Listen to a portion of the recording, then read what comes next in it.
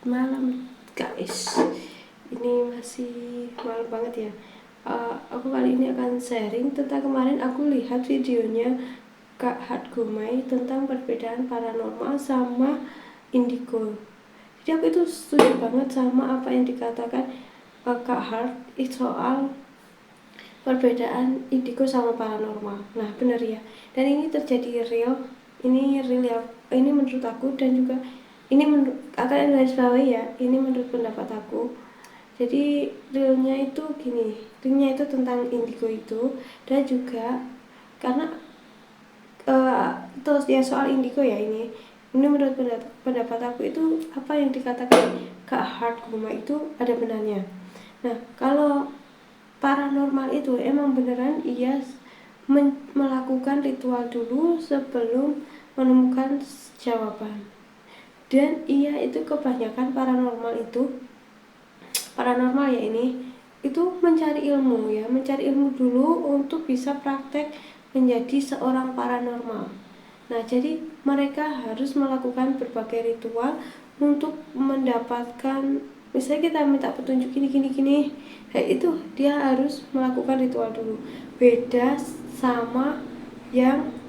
ya sama kalau indigo.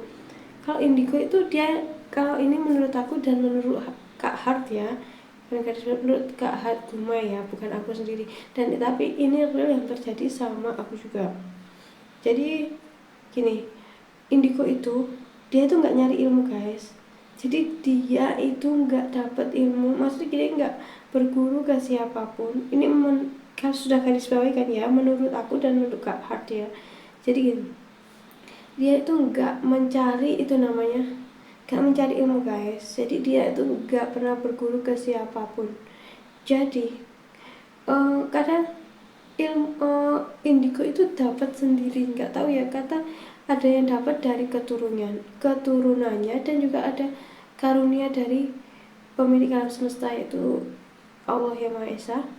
Nah itu ya perbedaannya. Yang pertama, indigo itu dia nggak mencari ilmu guys, jadi dia itu dapat sendiri, nggak tahu, tiba-tiba feelingnya sendiri, karena kebanyakan para indigo itu bisa disebut keturunan ya, jadi keturunan guys, jadi dia itu nggak nyari ilmu.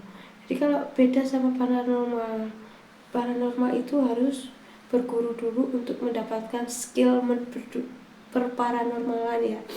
Kalau indigo itu enggak guys. Jadi gini, dan indigo itu macamnya banyak, dan kalau kadang ada juga yang feeling aja, tapi dia nggak bisa melihat realnya makhluk, dan juga ada yang bisa melihat realnya makhluk ya. Jadi gini, kalau ada indigo yang energinya itu cukup besar, dia punya energi cukup besar, dia bisa merasakan, bisa melihat, dan juga bisa melawan, dan bisa berkomunikasi. Nah ada juga indigo yang level sedang, nggak ada level-levelan ya, intinya nggak ada level-levelan. Ini aku nyoplos aja, maaf. Jadi gini, jadi indigo yang ada macam indigo yang bisa cuma merasakan keberadaan makhluk sekitar.